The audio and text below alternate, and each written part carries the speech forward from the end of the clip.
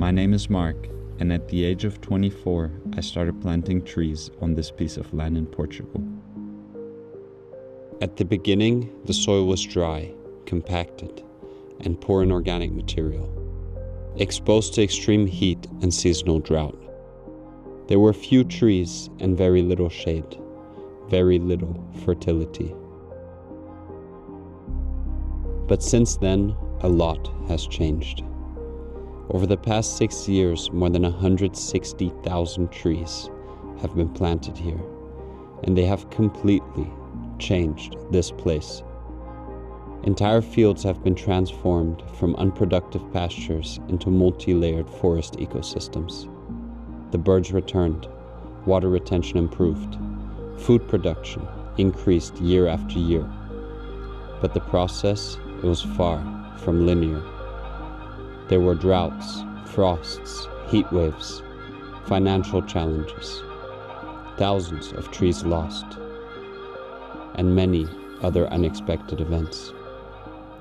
There was a constant need to redesign and a continuous adaptation to everything that the ecosystem was teaching. This is a story of Quinta das Abelhas.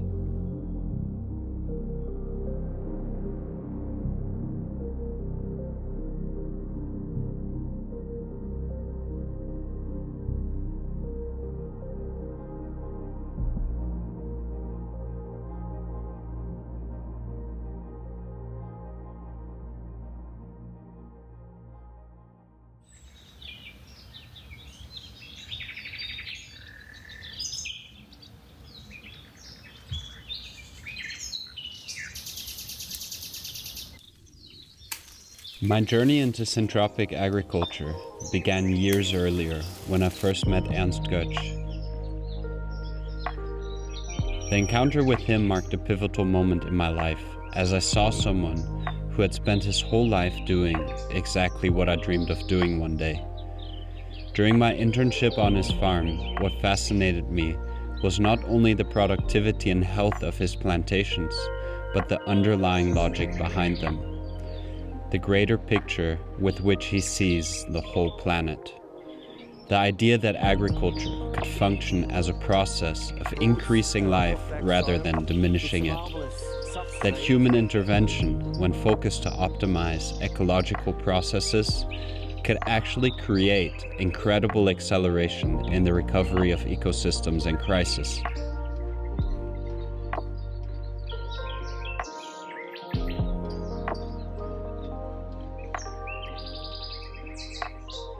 In 2019, at the age of 24, I came to Portugal to put that vision into practice within my own life.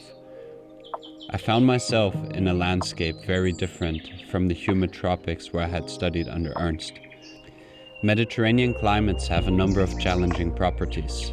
Long and dry summers, irregular rainfall, extreme temperature fluctuations, degraded soils, floods followed by water scarcity.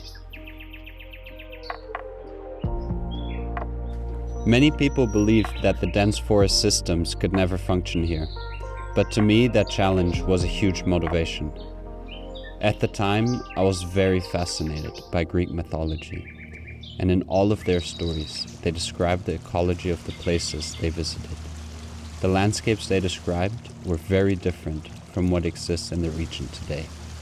Large forests, springs, rivers, humid forest ecosystems full of life and abundance. The same stories also tell how they cut down these magnificent trees and began waging wars on each other in order to secure the remaining natural resources. These stories inspired me, and I began to ask myself whether it would be possible to bring back these forests that I read about in the ancient Greek myths. Through Ernst, I was invited to do an internship on a farm in southern Portugal called Freixo do Meio. I began experimenting with first attempts of agroforestry systems on their land. I could see what worked and what didn't. And when I returned to visit the sites half a year later, the results clearly showed me that it would be possible. The systems needed to be refined in a lot of ways, but the trees were there and they grew. Alfredo, the owner of Freixo do Meio, also believed in that it would be possible, and he gave me access to a piece of land inside of his farm. In December 2019, while still in university, I began planting trees on what would one day become my own land. As my graduation project for university, I planted the very first field on my farm. At the time, I had no financial resources. The only thing that initially made the project possible was the support from Alfredo. He offered another opportunity for me to earn money by harvesting acorns for him. I spent 2 months gathering acorns in his forests, and I totaled 1,500 kilos. This gave me the money I needed to pay for the preparation of the farm's first tree lines. Together with my mom and my brother Alex, the first trees on the farm were planted. Everything was planted directly by seeds and cuttings into the ground. There was no money to buy plants. About 10 weeks later, I began harvesting the first vegetables that were seeded into these rows and could already see the young trees germinate in their shade.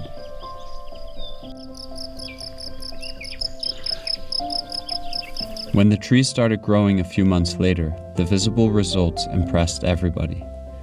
Over the course of summer 2020, over 300 people came to visit the farm and see the field for themselves. I had created some documents about the project and its first results, which I sent to a number of people I met during my time at university. Through this, I received the first donations to keep investing into the project. With funding secured and COVID lockdowns limiting my movements, I spent the next 2 years practically without leaving the farm, only planting and taking care of trees, every day. From the people that visited the project in the first months, a number started coming to volunteer. All of these people contributed in unimaginable ways to planting this forest. Without their help, this would have not been possible. Everything was going better than what I'd ever hoped for.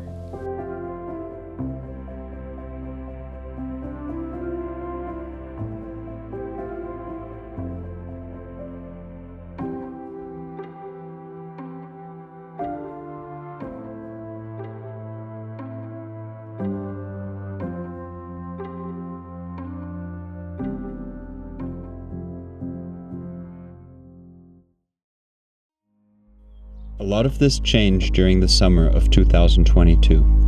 I realized that I was not able to offer the necessary conditions to keep hosting volunteers on the farm, and have since then stopped having interns. At the same time, my main funding partner, who was contributing about 85% of the donations that kept the project going, was unable to continue funding the project. I had no foreseeable way to keep financing the project, and no one to help me continue working on it. The money that I still had, I invested into paying friends of mine to help me do maintenance work and planting vegetables.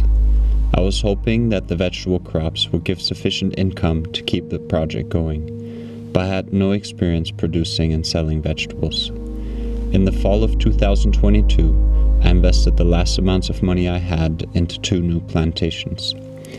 I thought I was doing everything much better than ever before, and was sure that the fields would pay for themselves. But then, disaster struck. In December 2022, a huge flood wiped out half of my new field. Everything was washed down the river. Following this, in January 2023, a 10-month drought began.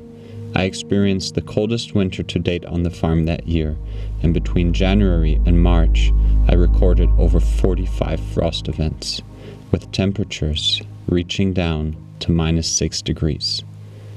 And no rain would fall that spring to help the plants recover. And then, the irrigation system also broke. I lost thousands of the trees I had planted that year, and the vegetables I counted on to pay the bills did not produce. Everything seemed to be failing. In that year, so many of the things I tried failed. But in the end, this was possibly the most lesson-rich period.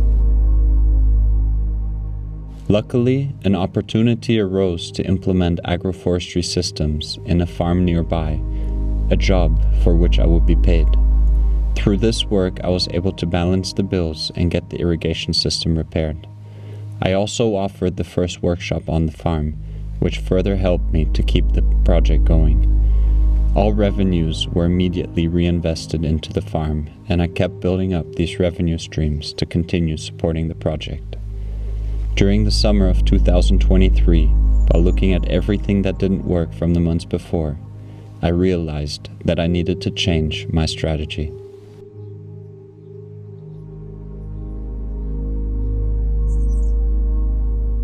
I decided to follow through with something which seemed like a crazy and unfeasible idea at the time: to plant the biggest field of the farm to date.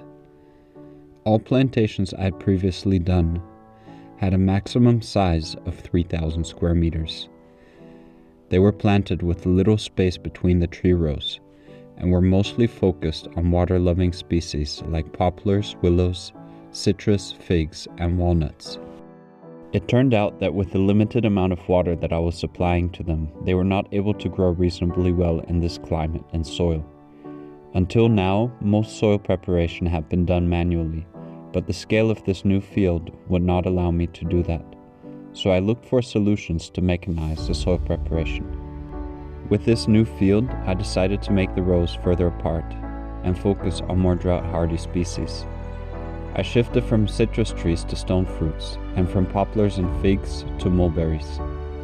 Everything else in the system was also chosen specifically for the low amounts of water that the plants would have available to them during the summer.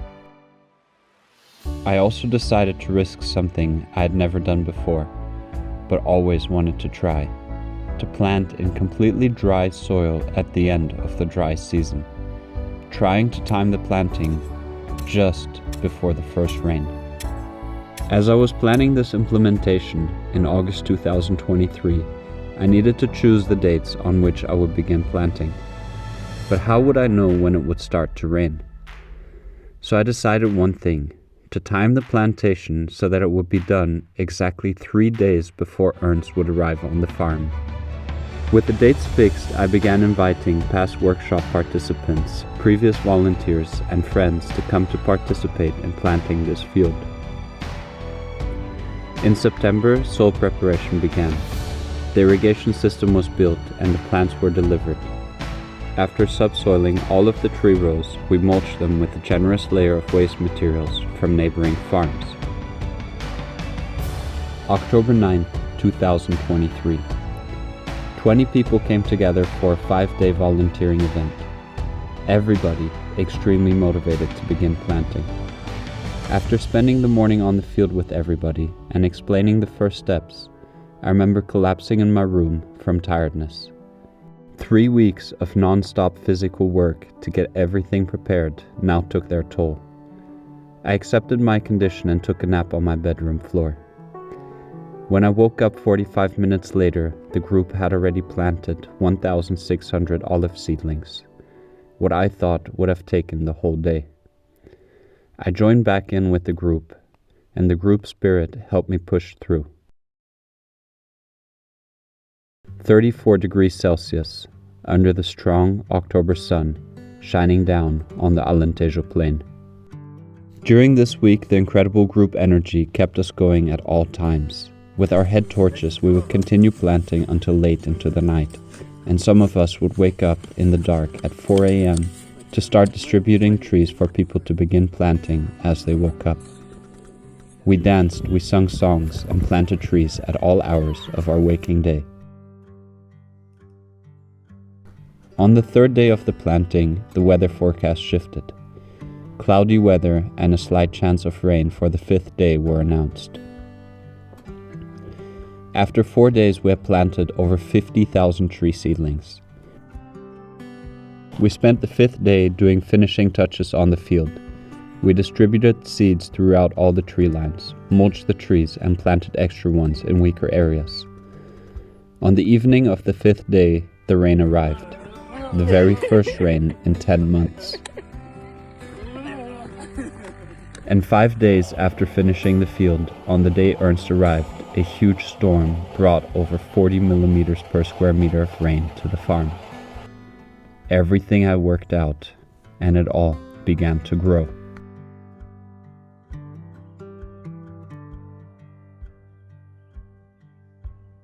Over the following months, this field grew like no other field had ever grown before. The fact that we had managed to plant everything in October, when the soil and air temperature is still warm, and that it actually rained, created a huge boost in the growth.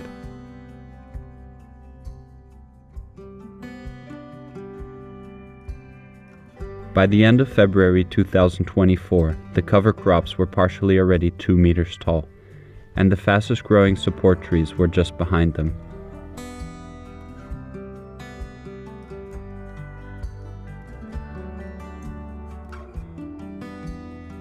Entering into summer of 2024, a young forest structure was already visible. The wider row spacing allowed me to cultivate crops between the tree rows. I used the methods I had found most successful to date to prepare the soil and harvested abundant strawberries, pumpkins, potatoes, and corn.